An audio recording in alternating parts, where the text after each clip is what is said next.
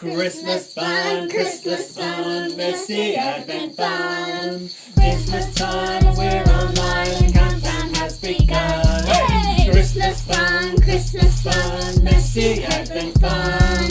Thanks so much for watching, happy Christmas everyone. Yay! Hello everyone, my name's John, and today we're going to talk about the story that we heard yesterday of the three visitors who followed the star to find the baby Jesus. Hello, I'm a question mark, and I'm very confused. Hello, question mark. Why are you confused? Some people tell me the visitors are called wise men. Others say three kings. People even call them magi. So what are these visitors called? Although they're often called the three kings, the Bible doesn't say how many there were, or that they were kings. We would often call them wise men because they were well educated and held in very high esteem. They would have probably been very rich and been respected by their society. But for today, how about we call them wise men? How confusing. How did they find Jesus? They had studied the scriptures and knew that God had told his people they would send a Messiah. But how did they find Jesus? These men studied the night sky, and we would call them astrologers. They had seen some unusual new star in the sky, and knew it had been told of the birth of a special king to Israel. Is that why they went to see Herod? Yes, Herod, the king of Judah, appointed by the Romans.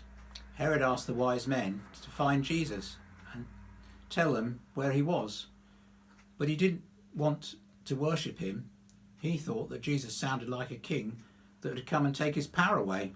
So Herod wanted to get rid of them. That's not very nice.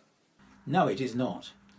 Which is why the angels told the wise men in a dream to go back to their home country in a different path and not go back to Herod. Why did the wise men give Jesus gifts of gold, frankincense and myrrh? I think Jesus would probably prefer a cuddly toy or some chocolate. These gifts seem quite strange to give a baby, but Christians believe that they had the following meanings. Gold is associated with kings, and Christians believe that Jesus is the King of Kings. Frankincense is sometimes used in worship in churches, showed that people should worship Jesus.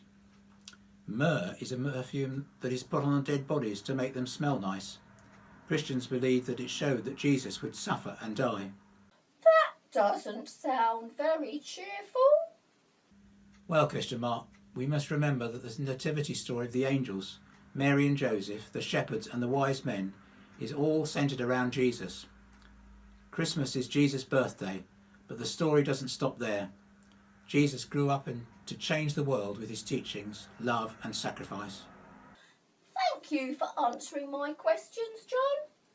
Merry Christmas! Merry Christmas, question mark.